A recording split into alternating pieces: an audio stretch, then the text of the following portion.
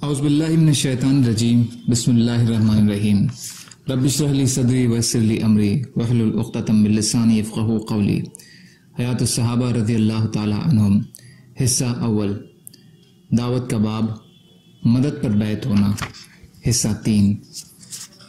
حضرت عروہ رضی اللہ تعالی عنہ سے مرسلاً منقول ہے کہ حضور صلی اللہ علیہ وسلم سے سب سے پہلے حضرت ابو الہیثم بن التحیان رضی اللہ تعالی عنہ بیعت ہوئے۔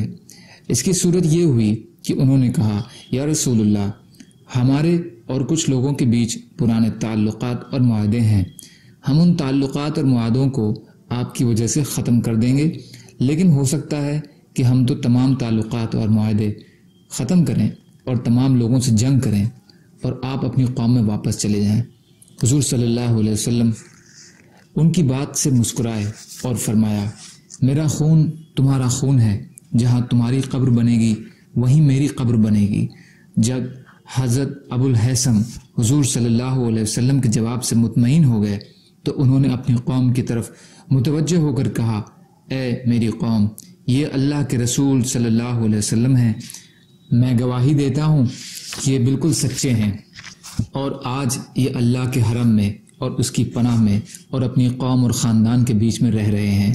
یہ اچھی طرح سمجھ لو کہ اگر تم ان کو اپنے یہاں لے جاؤ گے تو سارے عرب مل کر تم پر ایک کمان سے تیر چلائیں گے۔ اگر تم اللہ کے راستے کے میں قتل ہو جانے اور مال اور اولاد سب کچھ چلے جانے پر خوشی خوشی راضی ہو تو ان کو ضرور اپنے علاقے کی طرف جانے کی دعوت دو، کیونکہ یہ اللہ تعالیٰ کے سچے رسول ہیں، اور اگر تمہیں ڈر ہو کہ تم ان کی مدد نہیں کر سکو گے تو ابھی سے انہیں چھوڑ دو۔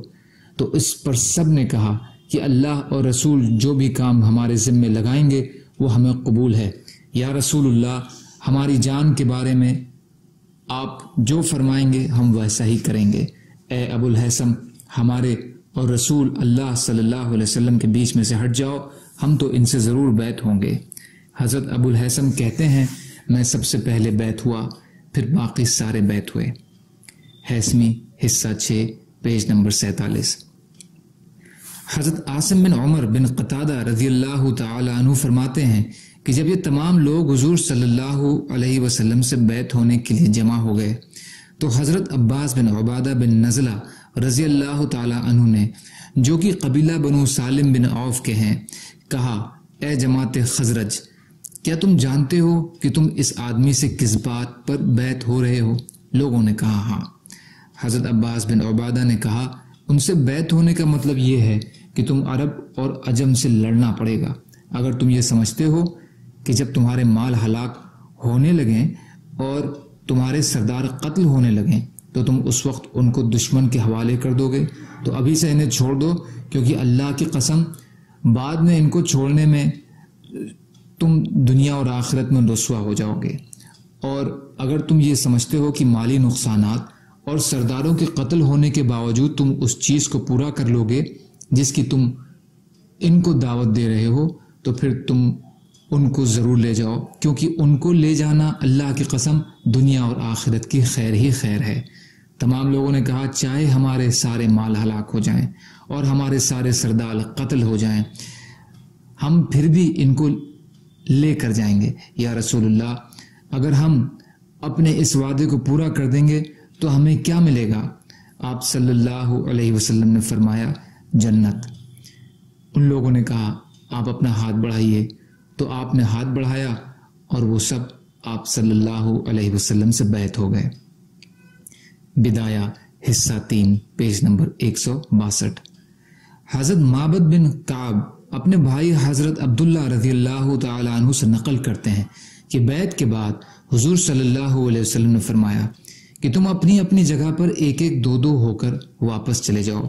تو حضرت عباس بن عبادہ نے کہا، یا رسول اللہ، قسم ہے اس ذات کی جس نے آپ کو حق دے کر بھیجا ہے، اگر آپ فرمائیں تو ہم کل ہی اپنی تلواریں لے کر منا والوں پر ٹوٹ پڑیں۔ آپ نے فرمایا، ابھی ہمیں اس کا حکم نہیں دیا گیا ہے، تم اپنی قیام گاہوں کو واپس چلے جاؤ۔ بدایہ، حصہ 3، پیج نمبر 164۔ سبحان اللہ و بحمدہ، سبحانک اللہم و بحمدک، اشہد ان لا الہ الا انت، استغفرک و اتوب الیک۔ سبحان ربک رب العزت عما یصفون وسلام علی المرسلین والحمد للہ رب العالمین۔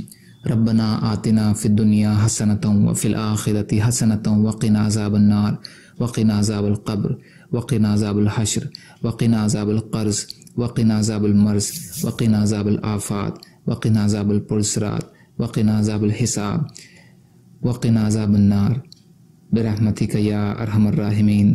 لا الہ الا اللہ محمد رسول اللہ۔